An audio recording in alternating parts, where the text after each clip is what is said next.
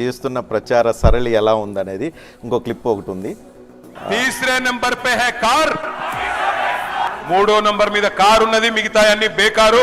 Jubilee hills లో మీరిచ్చే మెజారిటీతో కాంగ్రెస్ కు మైండ్ బ్లాంక్ అయి తిమ్మ తిరిగే విధంగా కుర్చీ మడత పెట్టి ఏం చేయాలో మీకు తెలుసుగా. చూసారా అంబియన్స్ అదంతా చూసారా, చుట్టూ వీడియో వాల్స్, అంటే టెలివిజన్ సెట్స్, పెద్ద పెద్ద వీడియో వాల్స్. ఇంత ప్లాన్ ఏంటి దీని వెనక?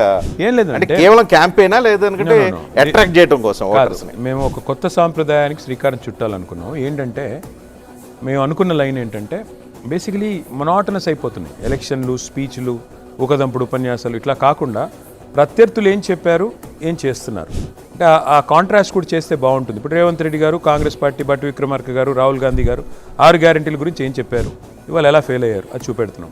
అట్లాగే హైడ్రా ఎంత అరాచకం చేస్తోంది, పెద్దవాళ్ళని ఎట్లా కాపాడుతుంది, పేదవాళ్ళని ఎట్లా కొడుతుంది, అవి చూపెడుతున్నాను. అట్లాగే ఎన్టీ రామారావు గారిని ఎన్ని బూతులు తిట్టాడు ఈయన గతంలో, అవి చూపెడుతున్నాను. ఎందుకు అంటే 2 కారణాలు. ఒకటి, అక్కడ వచ్చిన ఆడియన్స్ని ఎంగేజ్ చేయడం. అట్లాగే కొత్త తరహా ప్రచారం భారతదేశంలో ఎవరు చేయలేదు. ఇది మొట్టమొదటిసారి మేము స్టార్ట్ చేసాం. స్టార్ట్ చేసాం, తర్వాత వీళ్ళిద్దరు కూడా కాపీ కొట్టి వాళ్ళు కూడా పెట్టుకుంటున్నారు. కానీ వాళ్ళకు మాకు తేడా ఏంటంటే మా దగ్గర కంటెంట్ ఉంది, వాళ్ళ దగ్గర కంటెంట్ లేదు, ఏమీ లేదు. కట్అవుట్ ఉంది, కంటెంట్ లేదు.